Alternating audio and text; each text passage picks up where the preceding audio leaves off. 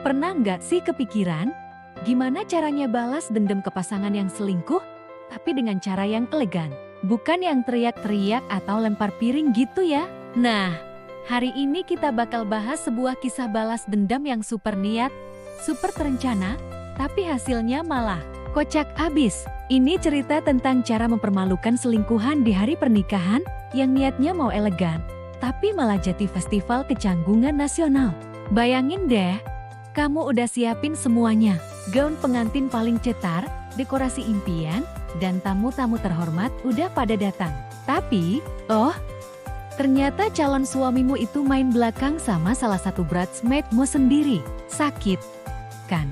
Banget. Kebanyakan orang mungkin bakal langsung batalin nikahannya dan bikin drama. Tapi tokoh utama kita ini beda. Dia mikir, enggak, aku nggak akan kasih mereka kepuasan dengan melihatku hancur. Aku akan balas dendam, tapi dengan gaya. Rencana pertama dimulai. Sang pengantin wanita kita, sebut saja dia Mawar, punya ide brilian.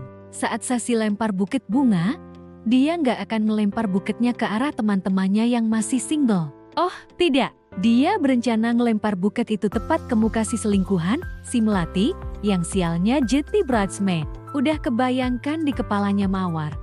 Adegan slow motion bunga mawar merah menghantam wajah Melati dengan dramatis. Pasti bakal jadi momen ikonik. Pikirnya, hari-hari tiba, momen lempar buket pun datang. Semua bridesmaid udah siap siaga di belakang Mawar. Mawar membelakangi mereka. Matanya mencari-cari target lewat pantulan cermin kecil yang sengaja dia sembunyikan di tangannya. Ketemu, Melati ada di barisan paling depan. Senyum-senyum polos seolah nggak punya dosa. Mawar mengambil ancang-ancang, mengumpulkan semua rasa sakit hatinya, dan lempar. Buket bunga itu melayang di udara, tapi bukannya ke arah Melati, malah nyangkut di lampu gantung kristal yang super mahal. Bunganya rontok satu-satu. Kelopaknya berjatuhan kayak salju di atas kepala semua bridesmaid. Termasuk Melati yang malah kelihatan makin cantik kena taburan kelopak bunga. Para tamu malah tepuk tangan, mikir itu bagian dari pertunjukan. Wah, so sweet banget. Efeknya bagus, kata seorang tanta. Gagal total. Mawar cuma bisa senyum kaku sambil nahan nangis. Gagal di rencana pertama, Mawar beralih ke rencana kedua. Momen potong kue. Dia udah pesan kue pernikahan 5 tingkat yang megah. Rencananya, saat calon suaminya, si Kumbang, mau menyuapinya potongan kue pertama, Mawar akan dengan tidak sengaja menyenggol tangannya, bikin kue itu jatuh tepat di baju si Kumbang. Biar semua orang lihat betapa cerobohnya dia, atau paling enggak, biar bajunya kotor dan dia malu. Tibalah saatnya, kue super besar didorong ke tengah ruangan. MC dengan semangat memandu acara potong kue. Kumbang memotong bagian pertama, menaruhnya di piring kecil, lalu berjalan mendekati Mawar sambil senyum manis yang sekarang kelihatan menjijikkan. Mawar udah siap siaga. Begitu tangan Kumbang mendekat, Mawar langsung menyenggolnya. Tapi, refleks Kumbang ternyata lebih cepat dari dugaannya. Dia berhasil menyeimbangkan piringnya, dan yang terjadi malah Mawar yang kehilangan keseimbangan. Dia terhuyung ke belakang dan, bruk, dia jatuh menimpa meja minuman. Jus jeruk, sirup coco pandan, dan es batu tumpah ruah ke gaun putihnya yang indah. Gaunnya jeti berwarna oranye merah, lengket, dan dingin. Semua tamu kaget. Kumbang dan Melati langsung lari menolongnya dengan wajah penuh keprihatinan. Para tamu malah berbisik, kasihan ya pengantinnya, saking groginya sampai jatuh. Rencana kedua, gagal maning. Mawar mulai putus asa, tapi dia masih punya satu kartu as terakhir. Rencana pamungkas. Saat sesi pemutaran video perjalanan cinta, biasanya kan isinya foto-foto romantis dari awal pacaran sampai lamaran. Tapi Mawar udah nyiapin versi spesial. Dia udah ngedit video itu, menyisipkan beberapa bukti perselingkuhan Kumbang dan Melati. Bukan bukti yang vulgar ya, tapi lebih ke foto-foto saat mereka kebetulan selalu ada di tempat yang sama, dengan caption-caption ambigu yang Mawar tambahkan. Misalnya, foto Kumbang lagi makan siang, dan di belakangnya kelihatan tas Melati. Mawar tambahin tulisan, selalu ada kejutan di setiap momen. Video dimulai. Semua tamu nonton dengan khusyuk. Foto-foto romantis Mawar dan Kumbang muncul di awal, diiringi lagu cinta yang mendayu-dayu.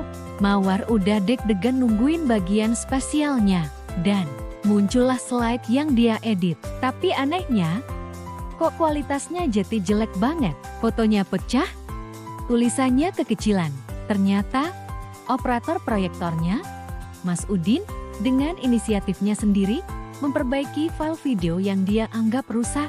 Dia pikir foto-foto aneh itu adalah virus atau kesalahan teknis, jadi dia potong aja bagian itu. Yang tersisa di layar cuma foto-foto manis Mawar dan Kumbang. Video berakhir dengan foto pre-wedding mereka yang paling romantis, dan semua tamu kembali tepuk tangan meriah. Beberapa tante bahkan sampai mengusap air mata haru. Mawar cuma bisa bengong.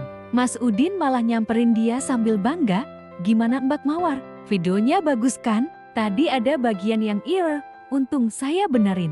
Mawar pengen nangis tapi nggak bisa. Di titik inilah Mawar sadar, semua rencananya gagal total. Dia mencoba menjadi elegan, tapi malah jadi bahan tertawaan yang tidak disengaja. Dia duduk di pojokan dengan gaun lengket penuh noda, sementara Kumbang dan Melati sibuk menyapa tamu, berakting seolah mereka pasangan yang paling peduli di dunia. Mawar merasa jadi orang paling bodoh sedunia. Tapi kemudian, sesuatu yang tak terduga terjadi. Kakek Mawar, seorang pensiunan tentara yang pendiam, naik ke atas panggung. Beliau mengambil mikrofon dari Amsi. Semua orang hening, mengira sang kakek mau memberikan pidato restu. Kakek berdeham, lalu berkata dengan suara tenangnya yang berwibawa, "Selamat malam. Saya lihat cucu saya hari ini berusaha sangat keras untuk membuat hari ini sempurna. Dia bahkan menyiapkan banyak sekali kejutan. Sayangnya, sepertinya beberapa kejutan itu tidak berjalan sesuai rencana." Beliau kemudian menatap lurus ke arah Kumbang dan Melati. Termasuk kejutan bahwa ternyata calon cucu menantu saya adalah pria yang sangat ramah, sampai-sampai bridesmaid pun dianggap seperti keluarga sendiri. Saking dekatnya, sampai lupa kalau yang di sebelahnya itu calon istrinya. Suasana langsung berubah. Sindiran halus tapi menusuk dari sang kakak membuat semua orang menoleh ke arah Kumbang dan Melati. Wajah mereka pucat pasi. Sang kakak melanjutkan, "Dan gaun cucu saya yang indah ini, sepertinya terkena tumpahan kebenaran yang sedikit lengket dan berwarna-warni. Tapi tidak apa-apa, Nak," katanya sambil menatap Mawar. "Noda di gaun bisa dicuci, noda di karakter, itu yang susah hilang." Satu kalimat itu seperti bom. Para tamu mulai berbisik-bisik, menyatukan potongan-potongan teka-teki dari semua kecelakaan yang terjadi malam itu. Lemparan buket yang aneh, kue yang hampir jatuh, gaun yang ternoda. Semua jadi masuk akal, tanpa perlu teriak, tanpa perlu bukti video HD. Semua orang langsung paham. Pada akhirnya, bukan rencana Mawar yang berhasil, tapi justru kejujuran dan ketenangan dari orang yang tulus menyayanginya. Balas dendam yang paling elegan ternyata bukanlah skenario yang rumit, tapi ucapan sederhana yang mengena tepat di sasaran. Pernikahan itu memang tetap gagal, tapi Mawar tidak merasa kalah. Dia justru merasa menang. Dia melihat Kumbang dan Melati dipermalukan secara alami, tanpa perlu dia berbuat apa-apa lagi.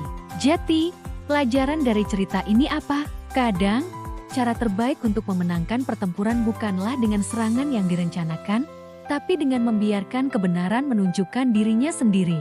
Dan kalau kamu disakiti, ingatlah bahwa kamu tidak sendirian. Ada orang-orang yang peduli padamu yang akan membantumu melewati masa sulit.